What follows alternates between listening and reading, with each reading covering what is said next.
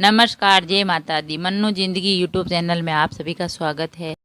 Friends, हम जानेंगे कि संकट चौथ कब है और संकट चौथ पर क्या नहीं करना चाहिए। जाने इसका पूजा नियम।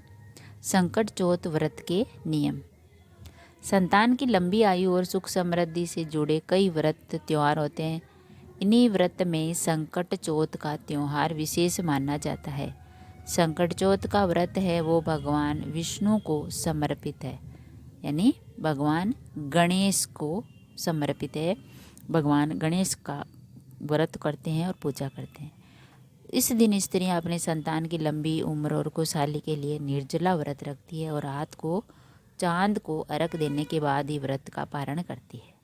पहली बार संकट चौथ व्रत रखने वालों को कुछ खास बातें ध्यान में रखनी चाहिए। इस व्रत के बाद किन बातों का विशेष ध्यान रखना आवश्यक है। संकट चौथ व्रत के रखने के नियम। संकट चौथ के दिन भगवान गणेश को उनके हरे रंग के ही कपड़े पहनाने चाहिए। संकट चौथ के दिन भगवान गणेश को तिलकुट का भोग लगाना चाहिए। इस दिन तिल से बनी चीज़ें, तिल के लड्डू, तिल से बनी मिठाइयों का भोग लगा सकते हैं। संकट चौथ के दिन चंद्रमा को जल अर्घ देने के बाद ही व्रत का पारण करें, यानी व्रत खोलें। संकट चौथ पर भूलकर भी ना करें ये काम। संकट चौथ का व्रत रखने वाली महिलाओं और माताओं को भूलकर भी काले रंग के कपड़े नहीं पहनने चाहिए। व्रत करने वाली महिलाओं को इस बात का ध्यान रखना चाहिए कि चंद्रमा को अर्घ देते समय जल के छींटे पैरों पर ना पड़े। जल के छींटे पैरों पर गिरना अशुभ माना जाता है। और संकट चौथ के दिन गणपति जी को मोदक का भोग लगाने से सुख समृद्धि का आशीर्वाद मिलता है। संकट चौथ व्रत के दिन भगवान गणेश की पूजा करते समय केतकी के फूल और तुलसी का उपयोग भूलकर भी ना करें। इनका उपयोग पूजन में अशुभ हो सकता है। संकट चौथ की पूजा में गणेश जी की खंडित मूर्ति भूलकर भी ना रखें।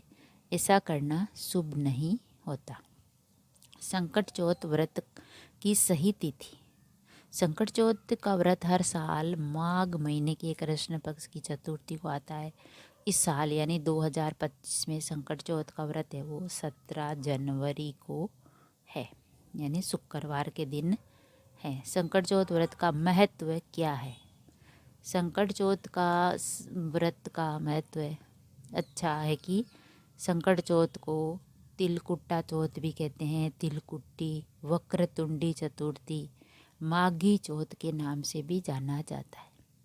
संकट चौथ व्रत में गौरी पुत्र गणेश और संकट माता की आराधना करने से संतान की दीर्घायु की कामना की जाती है। इससे संतान को सुखी जीवन का आशीर्वाद मिलता है।